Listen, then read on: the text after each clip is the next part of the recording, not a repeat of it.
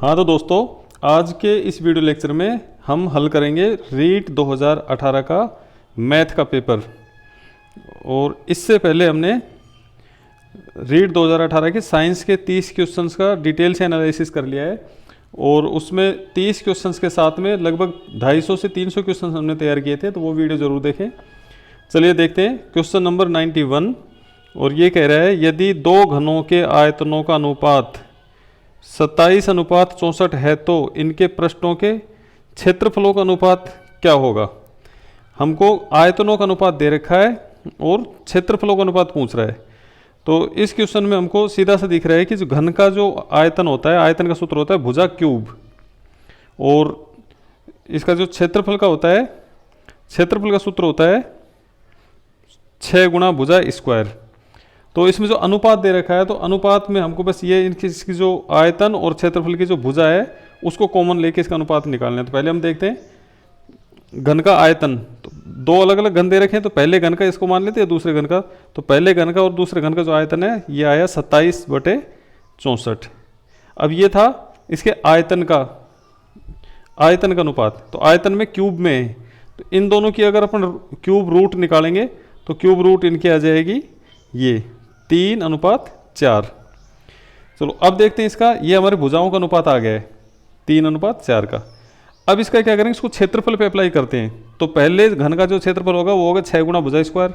ऐसे ही दूसरे घन का जो क्षेत्रफल होगा वो होगा 6 गुणा भुजा स्क्वायर। अब क्या करेंगे, 6 से 6 तो कट गए और भुजा दोनों की बच गई। तो पहले की भुजा थी 3 और दूसरे की थी 4, तो 3 के स्क्वायर और 4 के स्क्वायर, तो अपना आंसर हो जाएगा 9/16, मतलब 9:16। चलो अगला देखते हैं। बेलनाकार खंबे का जो हमको दे रखा है, क्वेश्चन कह रहा है हमारा, बेलनाकार खंबे के वक्र पृष्ठ का क्षेत्रफल 264 वर्ग मीटर है। ये वक्र पृष्ठ का क्षेत्रफल हमको दे दिया। वह इसका आयतन 1848 घन मीटर है। तो खंबे की ऊंचाई कितनी होगी। इसमें हमको क्षेत्रफल और आयतन ये दो अलग अलग दे दिए हमको, और इसकी हाइट ज्ञात करवाई हमको। अब इसमें हम क्या करेंगे, दोनों का, एक तो इसका वक्र पृष्ठ का क्षेत्रफल का सूत्र लेंगे और एक आयतन का सूत्र लेंगे, और दोनों सूत्रों से हम रिलेशन बना के इसकी हाइट आराम से निकाल पाएंगे। तो चलो इसमें देखते हैं।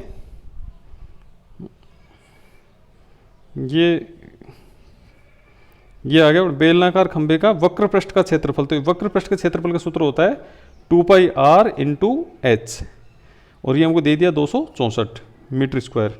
और आयतन का सूत्र होता है πr² h, और ये हमको दे दिया इतना। अब यहाँ पे हम देख रहे हैं कि h हमको निकालना है, और ये जो दोनों जो सूत्र दिए गए हैं, दोनों सूत्रों में हम देख रहे हैं कि पाई तो हमको ज्ञात है, r और h दोनों अज्ञात इसमें। तो इन दोनों का रिलेशन बना के हम इसमें से r या h में से पहले एक निकाल लेंगे। तो हम पहले अगर r हमको मिल जाता है तो हम इनमें से कोई सा सूत्र एक काम में लेंगे और आराम से h निकाल पाएंगे। तो इसमें देखते हैं, यहाँ r और h दोनों ही अज्ञात है। यदि r ज्ञात हो तो h का मान निकाल सकते हैं। अब क्या करेंगे, हम समीकरण 2 में समीकरण 1 का भाग दे देते हैं। ये समीकरण 2 है हमारी ये, और ये वो समीकरण 1 है। तो इसमें अगर हम 2 में 1 का भाग देंगे तो ये देखो πr² h upon 2πr h। तो इसमें देखो ये पाई से पाई कैंसिल हो रहा है और h से h कैंसिल हो रहा है। तो हमारे पास फाइनल क्या बचता है, r से एक r कैंसिल हो रहा है, r/2, और ये बच रहा है फाइनल r की जो वैल्यू अपन इसको काट के निकालेंगे तो 14 आ जाएगी। r बराबर 14 आ गया।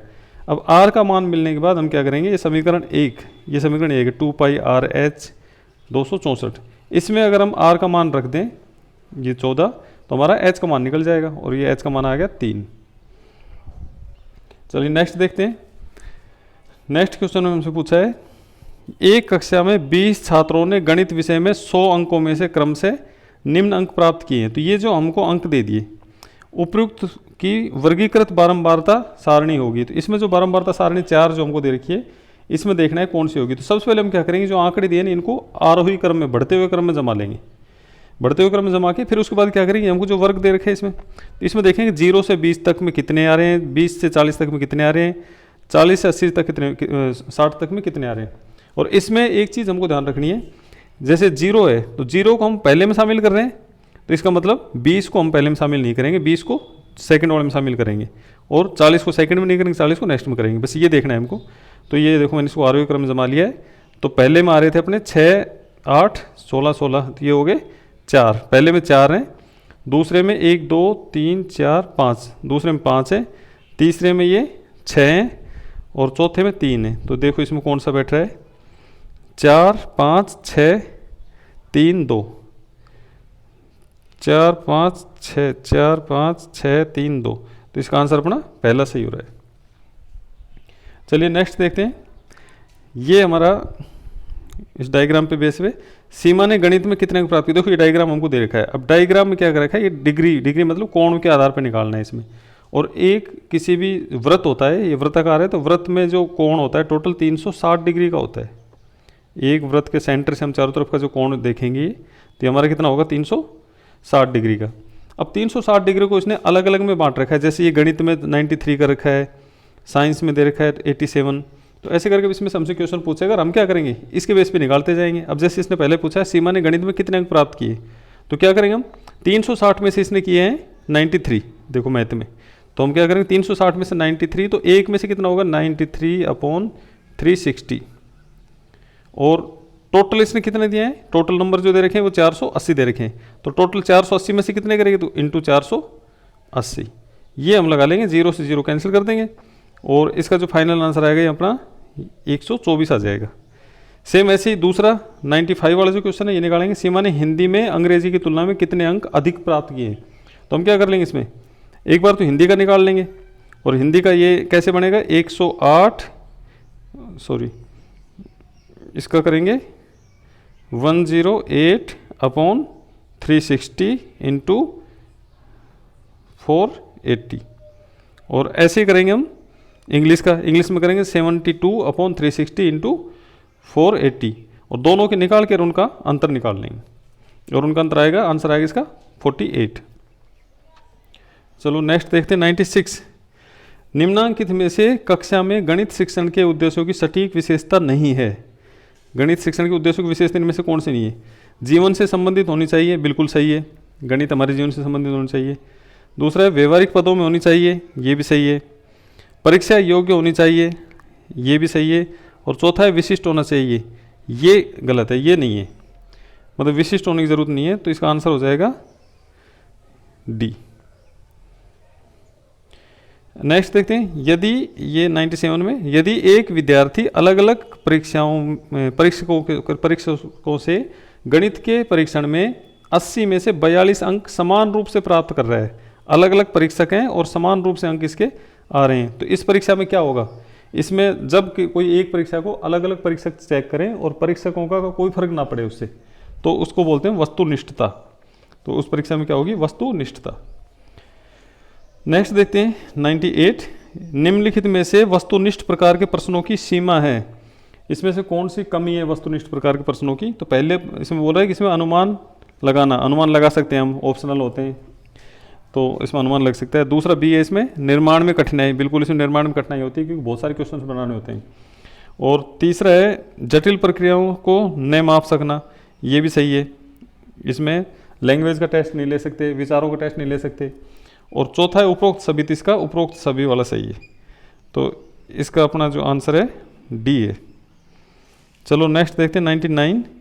और 99 पे निम्नांकित में से कौन सी शिक्षण विधि को औपचारिक कक्षा व्यवस्था में प्रयोग करना कठिन है। औपचारिक कक्षा व्यवस्था में मतलब क्लास में पढ़ाना कठिन है इनमें से, तो देखो आगमनात्मक को पढ़ा सकते हैं क्लास में, निगमन विधि है वो भी पढ़ा सकते हैं, और विश्लेषण पढ़ा सकते हैं। परियोजना में क्या होता है, हमको जो वो टारगेट देते बच्चों को, कुछ परियोजना देंगे और उसके ऊपर काम करवाएंगे, करके सीखने वाला जो रहता है, तो ये इस कक्षा में नहीं करवा सकते, इसको बाहर ले जाके ही करवा पाएंगे, तो ये आंसर इसका सी सही है।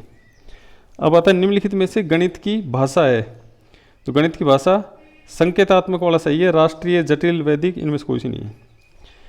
निम्न में से सही मायनों में गणित है, गणित मूर्त विज्ञान है, अमूर्त विज्ञान है, भौतिक विज्ञान है या सापेक्षिक विज्ञान है, तो इसका आंसर है बी, अमूर्त विज्ञान है। Question number 102। गणित की तार्किकता की विशेषता निम्नलिखित में से नहीं है, तो कौन सी इसमें से तार्किकता की विशेषता नहीं है, तो पहला है शुद्धता, सही है। बी है इसमें परिमाण की निश्चितता, ये भी सही है। मौलिकता, ये भी सही है, तो इसका होगा विषय निष्ठता, ये इसका आंसर हो जाएगा 4। Question number 103। ये पूछ रहा है हमसे, निम्नलिखित में से विद्यालय में विद्यार्थियों के लिए गणित में भौतिक कार्य की सर्वाधिक महत्वपूर्ण विशेषता है, सॉरी मौखिक कार्य की। जो गणित में मौखिक कार्य करते हैं, ओरली जो हम निकाल देते हैं आंसर, तो उसकी विशेषता है, उसकी सबसे बड़ी विशेषता है कि मानसिक प्रक्रियाओं का विकास करती है, मतलब हमको मेंटली पावर देती है अगर हम मौखिक रूप से गणित को हल करते हैं तो। नेक्स्ट क्वेश्चन है, निम्नलिखित में से कौन सा सूचना एवं दूर संचार तकनीकी उपकरण विशिष्ट तौर पर ग्राफ एवं ज्यामिति में सर्वाधिक उपयोगी है? तो इसमें option LCD projector, slide projector, अंतःक्रिया श्वेतपट और टेलीविज़न। तो ये इसका आंसर सी सही है, जो आजकल चल रहे हैं इंटरेक्टिव बोर्ड, ये अंतःक्रियात्मक श्वेतपट।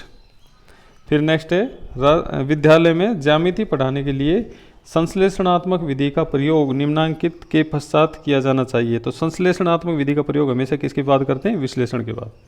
तो ये विश्लेषणात्मक विधि के बाद, विश्लेषण, ये इसका सी सही होगा। चलो नेक्स्ट देखते हैं हम। ये हमारा नंबर सिस्टम संख्या पद्धति वाले पार्ट में से आ गया क्वेश्चन, और इसकी सरल करना है इसको। तो ये देखो अपन इसका ये निकालते हैं।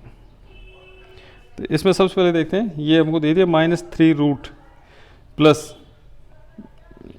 84 प्लस 18 रूट 3, और इस सब का होल अंडर रूट।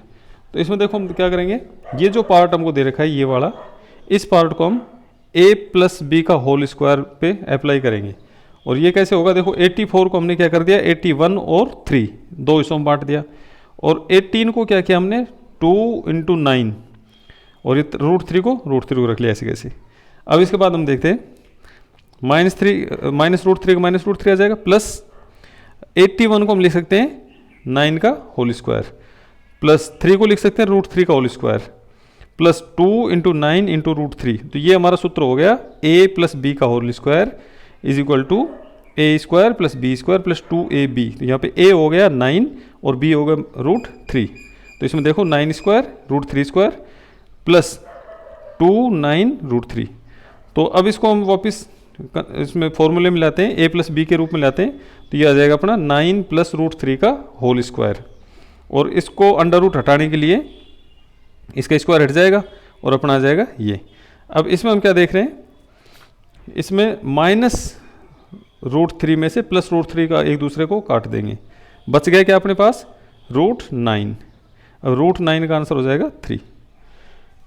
नेक्स्ट देखते हैं, ये 4 की पावर 97 माइनस 4 की पावर 96 प्लस 4 की power 95 is equal to k dot 4 की पावर 95। ये डॉट मतलब इनटू है यहाँ पे, इसको मल्टीप्लाई लिख सकते हैं। अब देखो इसमें क्या करेंगे हम, इसमें 97 है, 96 है और 95 है। तो हम क्या करते हैं, 95 जो सबसे कम पावर है इसको ले लेते हैं कॉमन। तो 4 की पावर 95 को कॉमन ले लिया। अब ये कॉमन लेने के बाद 4 की पावर 97 में से क्या बच गया, 4 की पावर 2, 95 घटा लिया इसमें से, 96 में से घटा लेंगे तो क्या बचेगा 1। तो 4 की पावर 1 मतलब 4, और 4 की पावर 95 में से इतना ही कॉमन ले लिया तो क्या बचेगा 1। ये हमारा अंदर का बच गया। अब इसमें 4 की पावर 95 तो है ही, और ये अंदर वाले हो गए 8 माइनस 4 4 16 माइनस 4 12 प्लस 1 13। तो ये आ गया 13। तो अतः k की वैल्यू क्या होगी 13। नेक्स्ट क्वेश्चन है 5a² plus 5a minus 6b minus 2ab, और ये इसका हम गुणनखंड करना है हमको। तो क्या करेंगे, सबसे पहले 5a कॉमन ले लेंगे, तो ये 3 प्लस 1 a प्लस 3 बचेगा, और यहाँ से माइनस 2b कॉमन ले लेंगे तो 3 प्लस a बचेगा। वो a प्लस 3 प्लस a, इसमें एक ही बात है। अच्छा, अब इसमें क्या लेंगे अपन, एक बार तो जो ब्रैकेट में उसको लिख लेंगे, एक बार ब्रैकेट के बाहर वालों को लिख लेंगे, और ये अपना आ जाएगा 5a माइनस 2b और a प्लस 3। तो इसका आ जाएगा आंसर ये। नेक्स्ट देखते हैं, नेक्स्ट ये आ गया अपना, इसकी वैल्यू निकालना है, और इसकी वैल्यू निकालेंगे तो देखो इसमें क्या कर रखा है, इसका क्यूब रूट लेना है अपने को 8/1000 का। तो 8 का क्यूब रूट हो जाएगा 2, 2 × 2 × 2, और 1000 का हो जाएगा 10। तो 2/10 हो गए इसका तो पूरा सोल, और इसमें हो गया 192 में 3 का भाग देंगे तो 64 आ जाता है यहाँ पे 64, और 64 का क्यूब रूट निकालेंगे तो ये आ जाएगा अपने 4। अब इन दोनों वैल्यू से देखो यहाँ पे देखते हैं अपन, यहाँ पे 1/2/10 प्लस 4, तो ये 1 में अगर 2 बार भिन्न आ रही है तो इसको क्या करेंगे, उल्टा कर देंगे, तो ये हो जाएगा 10/2 प्लस 4, और ये आ गया अपना 9। तो इसका 9 आंसर सही है। नेक्स्ट देख रहे हैं अपन, नेक्स्ट में अपने ये है 2x - 3y = 79, और इन दोनों समीकरणों को हल करना है, और इसमें पूछा है हमको x - y की वैल्यू निकालिए। तो इसमें देखो समीकरणों को, जब 2 समीकरण दे रखी है तो दोनों को क्या करेंगे अपन, पहले तो दोनों में कोई सी भी एक से या तो x या फिर y को बराबर करना है, और दोनों को बराबर करने के लिए सबसे पहले क्या करेंगे, किसी भी एक संख्या को किसी ऐसी संख्या से मल्टीप्लाई हो जिसमें या तो x बराबर हो जाए या फिर y बराबर हो जाए। तो हमने क्या किया, ये समीकरण 2 जो है इसको हमने 2 से मल्टीप्लाई कर दिया पूरी समीकरण को, तो ये x की जगह 2x हो गया है ना, और 6y की जगह 12y हो गया, और ये 47 हो गया 94। तो अपनी ये बन गई इक्वेशन। अब इसमें क्या होगा, ये 2x, और अब इसमें 2 से मल्टीप्लाई करके x बराबर कर लिया। अब क्या करेंगे, समीकरण 1 में से समीकरण 2 को घटा देंगे, तो 2x से 2x गए, अब क्या बच गया -3 और -12 क्या होगा -15, और यहाँ पे -94 में से 79 घटा दी तो ये बच गया -15। तो y बराबर -15/-15 बराबर 1 आ गया y की वैल्यू। अब क्या करेंगे, जो y बराबर 1 है, ये समीकरण 1 या समीकरण 2 में से किसी में भी इसकी वैल्यू रख देंगे अपने y की, और इसका आंसर आ जाएगा। तो ये देख लो, हमने इसका मान समीकरण 2 में रख दिया, y बराबर 1 रख दिया हमने, तो ये हो गया x + 6 × 1 = 47, और x बराबर हो जाएंगे 47 - 6 बराबर 41। अब हमसे क्या पूछा गया है कि x - y निकालो, x - y हो जाएगा 41 - 1 = 40, ये हमारा आंसर है। इसके बाद लेते हैं अपना, ये दिया है, ये क्वेश्चन है, और इसकी जो मैंने जो विधि बनाई है, इसकी विधि ली है अपन ने समानुपात वाला नियम, और समानुपात वाले नियम से कोई भी परसेंटेज से संबंधित हो या फिर लाभ हानि से संबंधित हो, बड़े आसानी से क्वेश्चंस निकाल पाएंगे, कुछ भी याद करने की जरूरत नहीं पड़ेगी इसमें। तो इसमें देखो, एक टेलीविज़न विक्रेता ने 9,600 की दर से 2 टेलीविज़न बेचे, उनमें से एक टेलीविज़न पे 20% लाभ हुआ है और दूसरे पे 20% हानि हुई है। तो इस सौदे में कितने प्रतिशत लाभ अथवा हानि हुई है। अब इसमें चाहें तो अपन सीधे सूत्र भी याद रख सकते हैं, लेकिन सूत्रों के चक्कर में फिर क्या लास्ट में भूल जाते हैं, और इसका जो बेसिक तरीका है तो अपन बेसिक से निकाल लेते हैं सीधा। तो देखो इसका क्या करेंगे हम, सबसे पहले क्या करें, पहला वाला जो केस है जिसमें लाभ हुआ है, 20% लाभ हुआ है, तो पहला केस ले लेते हैं। पहले केस में अपन ने 9,600 में बेचा और अपने 20% लाभ हुआ। तो देखो जो लाभ होता है तो वो क्या, अपन इसको परसेंटेज पे निकालें तो क्रय मूल्य को हमेशा क्या करते हैं अपन 100% लेते हैं। क्रय मूल्य हमारा क्या होता है हमेशा 100%। तो विक्रय मूल्य क्या होगा, जब लाभ हो रहा है तो विक्रय मूल्य बढ़ के आएगा, इसका मतलब विक्रय मूल्य हो गया 120%। तो देखो ये अपन इसका समानुपाती नियम बना सकते हैं कि 120% पे 120% लाभ जोड़ के 120% हो गया तो कितने में बिका, 9600 में। तो 100% पे कितना होगा, 100 मतलब क्रय मूल्य आ जाएगा, तो ये x हमारा क्या आ जाएगा, क्रय मूल्य आ जाएगा। तो इस प्रकार से हम इसका बना सकते हैं समानुपात नियम से। अब x की वैल्यू निकाल ली, ये आ गया हमारा 8,000 रुपये। तो पहला जो तो केस था जिसमें लाभ हुआ है उसका हमारा 8,000 रुपये में खरीदा था। अब दूसरा देखेंगे 20% हानि हुई है, तो हानि हुई है तो देखो क्रय मूल्य तो वही 100% पे रहेगा, लेकिन विक्रय मूल्य में हानि हुई है तो 20% घटा देंगे हम इसमें से, तो वो हो जाएगा 80%। 80% पे हमको मिलेंगे कितने, 9,600। तो 100 पे कितने मिलेंगे x, और अब इसमें देखेंगे x की वैल्यू आ रही है अपनी 12,000 रुपये, ये आ गया अपना क्रय मूल्य। अब इस प्रकार देखेंगे हम कि टोटल जो क्रय मूल्य होगा हमारा वो 8,000 प्लस 12,000 तो बराबर 20,000 रुपये। टोटल क्रय मूल्य हो गया 20,000 रुपये, और टोटल विक्रय मूल्य हो गया अपना 19,200। तो हानि निकालने के लिए हमको क्या होगा, क्रय मूल्य में से विक्रय मूल्य घटा देंगे, तो 20,000 में से 19,200 घटा देंगे तो 800 रुपये का हानि हुई है। अब ये 800 रुपये की हानि कितने पे हुई है, 20,000 रुपये पे।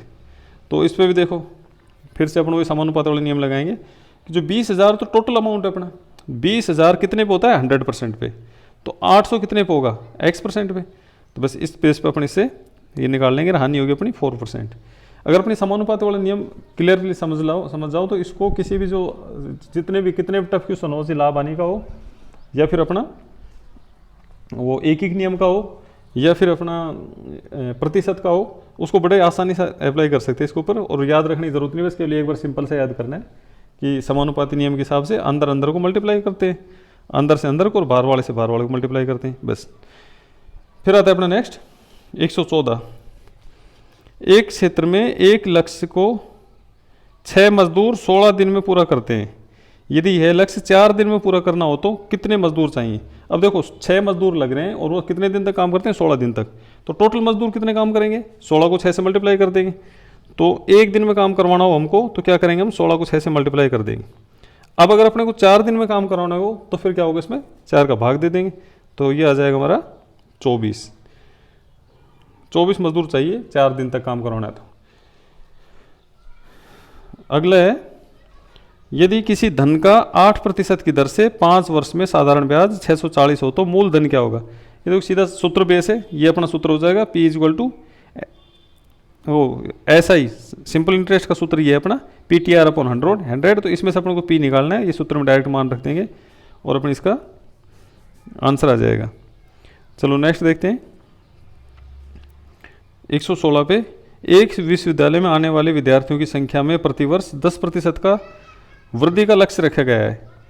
यदि वर्ष 2016 में यह संख्या 1500 थी तो 18 में कितनी होगी? अब देखो 16 से 17 एक वर्ष और 17 से 18 2 वर्ष, मतलब 2 वर्ष बाद हमको बताना है 10% बढ़ा के। तो सूत्र सीधा सा उसका ये लग जाएगा कि 1500 इंटू 110/100 इंटू 110/100, तो ये 1815 इसका आंसर हो जाएगा। अगला क्वेश्चन है हमारा, इसमें कह रहे हैं नीचे दिए गए चित्र में त्रिभुजों की सर्वांग समता का कौन सा नियम प्रतिबंध लागू हो रहा है? ये सर्वांग समता हमसे पूछ रहे हैं, तो कौन सा लगेगा इसमें? देखो इसमें देखते हैं हम, एक तो हम भुजा इसमें इक्वल दे रखी है, देखो 3 सेंटीमीटर 3 सेंटीमीटर दे दिया। ये इसमें जो कोण है, ये कोण 75 ये भी दे रखा है। इसके अलावा एक चीज़ हमको और दिख रही है कि ये जो दोनों कोण है ये शीर्ष अभिमुख कोण है। तो ये जो 2 दे रखे हैं अपने को, एक तो ये वाला एंगल और एक ये वाला एंगल, ये दोनों शीर्ष अभिमुख हैं। तो हमको 2 एंगल सेम मिल रहे हैं इसमें और एक इसमें भुजा मिल रही है हमको। तो ये इस वाला नियम देख लो कौन से बैठ रहा है, कोण भुजा कोण नियम। तो ये वाला है तो अपने यही बैठ जाए आ जाएगा सीधा, तो इसका आंसर हो जाएगा डी। ये देखो क्वेश्चन नंबर 118। नीचे दिए गए चित्र में असमान संपूरक कोणों के सही युग्म है। हमको इसमें देखना है असमान संपूरक कोण से। तो संपूरक कोण क्या होता है? पहले ये देखो, एक सरल रेखा हो और उस सरल रेखा पर अपन कोई भी 2 कोण बना दे, एक कोण इधर और एक कोण ये, तो और उनका योग 180 हो। जब 2 कोणों का योग 180 होता है तो वो दोनों एक दूसरे के क्या कहलाएंगे? संपूरक कोण। अब इसमें क्या पूछा है? असमान संपूरक पूछा है हमसे। अगर जहाँ पे समान समान जोड़ा बन रहा है वो तो हमको देखना ही नहीं है। जैसे ये वाला है, ये 90 डिग्री के बन रहे दोनों, तो इसको नहीं देखना है हमको। असमान संपूरक कोणों का जोड़ा देखना है इसमें। तो पहला देखते हैं, ए इसमें क्या दे रखा है? कोण DEF, DE और F, और दूसरा दे रखा है EFA, EF और A। तो ये देखो ये अंदर से अंदर ये बन रहा है DEF, तो ये बन गया EFA, ये सही है। अब इसका दूसरा और देख लेते हैं, AFE, AF और E। पहला तो ये दे दिया इसने, और दूसरा BFD, तो BF और D, ये दे दिया BFD। हाँ ये हो गया। दूसरे शर्त में देखते हैं AFB, तो AFB ये वाला हो गया, और BFD, BFD ये भी हो गया संपूरक कोण। और ये दोनों एक दूसरे के क्या हैं? समान, असमान भी हैं और संपूरक भी हैं। तो ये पहला इसमें आंसर सही होगा, बाकी और 3 है, इसमें कोई सी शर्त नहीं बैठेगी। क्वेश्चन नंबर 119, ये कह रहा है एक समलंब चतुर्भुज की 2 समांतर भुजाएं दे रखी है हमको 10 और 16 सेंटीमीटर। यदि समलंब चतुर्भुज का क्षेत्रफल इतना हो तो इसकी ऊंचाई याद करना है। देखो सिंपल सा सूत्र में रखना है इसको हमका। समांतर चतुर्भुज क्या होता है? क्षेत्रफल का सूत्र समांतर भुजाओं का योग बटे 2 गुणा में ऊंचाई। तो इसमें रख देंगे अपन सूत्र में, ये हमारा होगा क्षेत्रफल 78 is equal to 10 + 16/2 into H। तो देखो ये हो गया 78 बराबर 26/2 गुणा h, और ये हो गया हमारा 13, तो h बराबर 78/13 बराबर 6 सेंटीमीटर का आंसर आ जाएगा। 6 सेंटीमीटर में, हाँ सी सही है इसका। और नेक्स्ट अपना है लास्ट क्वेश्चन आज का, 56 सेंटीमीटर व्यास वाले किसी वृत्त के आधे भाग की परिधि क्या होगी। तो आधे भाग की परिधि का सूत्र अपना होता है 2πr। तो आधे भाग की पूछी हमसे तो क्या लगाएंगे हम इसमें, πr। अब इसमें दे रखा है हमको व्यास, और व्यास क्या दे रखा है इसका 56, तो त्रिज्या निकालनी होगी, तो त्रिज्या बराबर व्यास बटे 2, तो यह आ जाएगा बड़ा 28 सेंटीमीटर की त्रिज्या हो जाएगी। अतः πr की वैल्यू क्या होगी, पाई की वैल्यू होती है 22/7 और r होगा 28। ये इससे कैंसिल आउट होके ये 4 आ गया, और इन दोनों को आपस में मल्टीप्लाई करेंगे तो 88 सेंटीमीटर होगा। तो दोस्तों ये था आज का हमारा मैथ का पेपर, और इससे पहले हमने साइंस के पेपर का डिटेल से एनालिसिस किया है, एक बार उस पर ज़रूर विजिट करके देखना। Okay, thank you friends.